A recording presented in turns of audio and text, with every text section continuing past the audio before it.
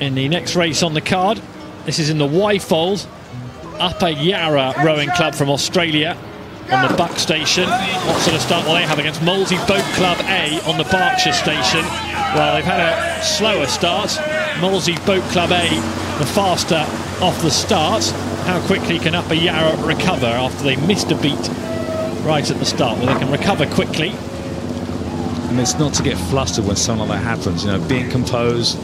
You know, these are sort of things that you should practice in training. You know, if anything goes wrong, how are you going to respond, how are you going to react?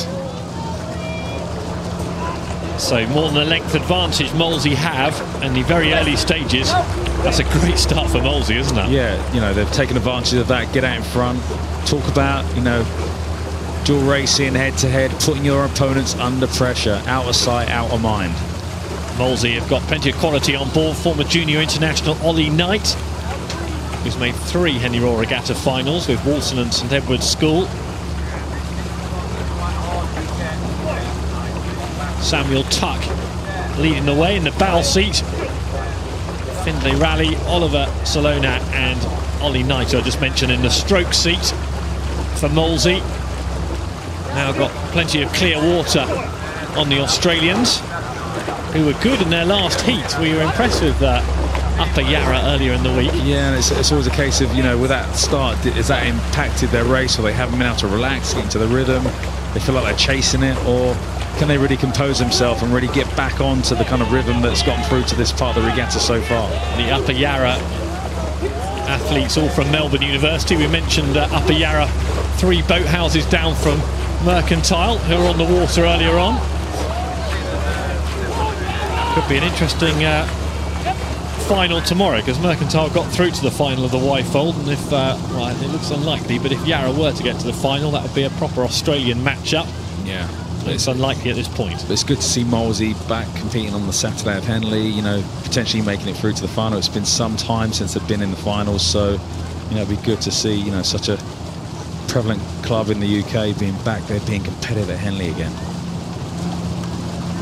So this is the Wyfold, and this is Australia against Molesey. Upper Yarra from Australia against Molesey, to be more specific.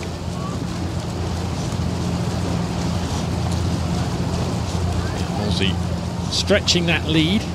They'll be enjoying this so far. Yeah, it's about that rhythm again, you know, just not wanting to come off it, just keep the pedal down, just keep moving. The breeze has picked up, hasn't it? If you look at the flags on the bank, the Berkshire bank, you can see that there's plenty of fluttering flags, where earlier they were hanging limp. It looks like the wind's picked up a little bit. Yeah, it's kind of coming down the course, so it looks like a following wind, which, you know, adds to the speed.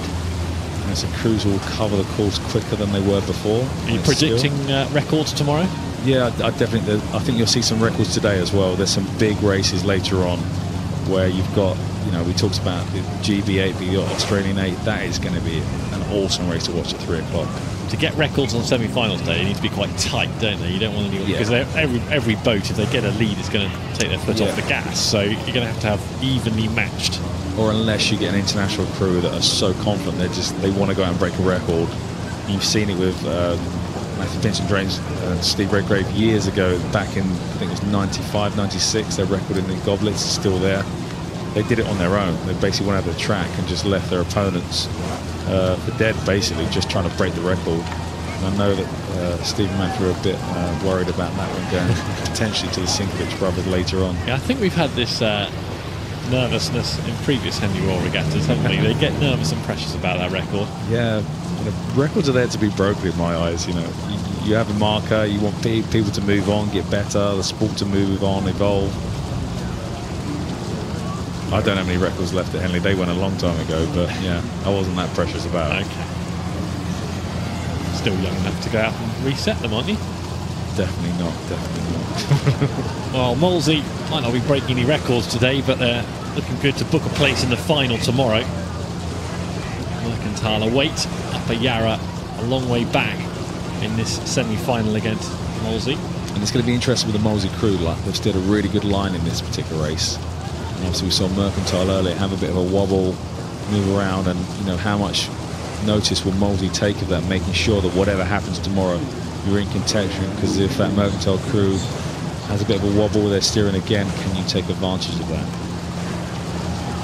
Well, one person who will be very keen to put his record straight tomorrow is Ollie Knight in the stroke seat. This is his 8th Royal Regatta for various different clubs, including Newcastle University, St Edward's School as well. He's been in 4 finals, but he's never won. That's tough. So hopefully for him tomorrow, he's now a rowing coach at Surbiton High School. Ollie Knight, could be his day. Yeah. It's clever that. Think about that one. You were just going to gloss across it. I was. I nearly spoke over the top of it, yes. Very impressive.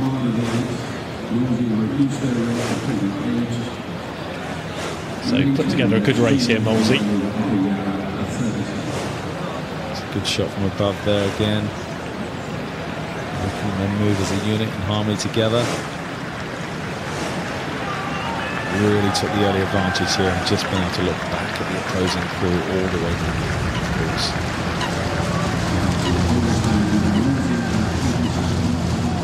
And their big race would definitely be tomorrow against that Mercantile crew. That could be a good matchup, couldn't it? I think you were impressed with Mercantile. Yeah, I was really impressed with that. Even though with their little steering issues, it was still impressive to see them go over the weather good. Sensibly, Molesey now dropping off the rates and paddle up to the line. Enjoy that moment, because you probably won't get that tomorrow. Tomorrow's going to be a gutbuster. It's going to be tough.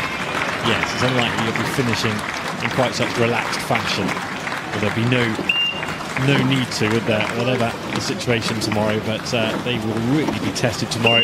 So well done in the Wyfold Challenge Cup to Molesey Boat Club A, who are up against Mercantile from Australia tomorrow. Today, there'll be Upper Yarra from Australia comfortably. Mark Hunter running away from dodgy puns, and joining me now is Olympian Jess Eddy. Jess, nice to see you here today. Morning, Tim. Let's have another look at how Mercantile against Molesey unfolded for tomorrow. This is Molesey winning that race in the Wyfold Challenge Cup just now against Upper Yarra. Got off to a good start, extended their lead, and then maintained all the way through to the finish.